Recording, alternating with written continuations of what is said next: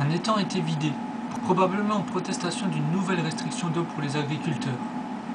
Les dégâts? Des centaines de milliers de poissons et de tortues tuées, pour un site classé de Natura 2000.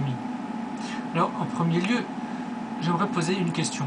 Comment se fait-il qu'il était possible de prélever de l'eau dans un site soi-disant protégé? Un peu comme ces réserves où la chasse est autorisée. Dans ce cas, en quoi sont des réserves? Et puis, évidemment, même si le ou les coupables ne sont pas encore identifiés, il paraît évident que ce sont des agriculteurs mécontents. Mis à part eux, il est difficile de trouver un mobile, surtout au vu des inscriptions qui ont été faites. Cela prouve, une fois de plus, la grande intolérance de ce milieu. Agriculteurs, éleveurs, chasseurs se croient systématiquement tout permis. Et ils ont raison, vu qu'ils ne sont jamais condamnés, ou presque.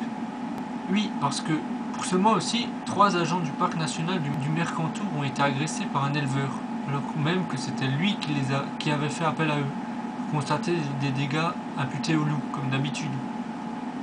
A noter, dans le texte, si les agents du parc sont habitués aux attaques verbales de certains éleveurs, blablabla, blablabla, c'est donc devenu normal, puisqu'ils ne sont jamais inquiétés pour ces attaques, même si elles ne sont que verbales.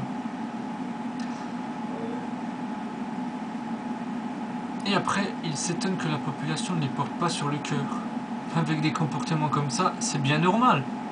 Je dirais même plus, que ce n'est pas normal qu'ils restent si souvent impunis. Alors, à quand la tour de vis pour leur faire comprendre?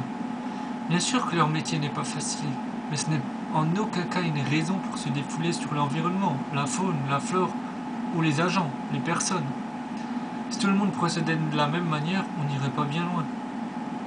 Ah, une petite note à propos de la canicule qu'on a subie. Lors de ces périodes, des restrictions d'eau ont été faites, et de nombreuses consignes étaient données pour éviter des décès. Oui, mais pensez-vous aux centrales nucléaires? Elles qui ont besoin constamment d'eau, vous imaginez bien qu'elles ne subissent pas de restrictions.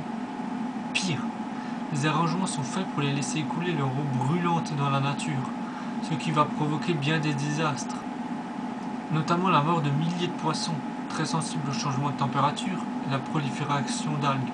Mais il paraît que c'est un sujet sensible.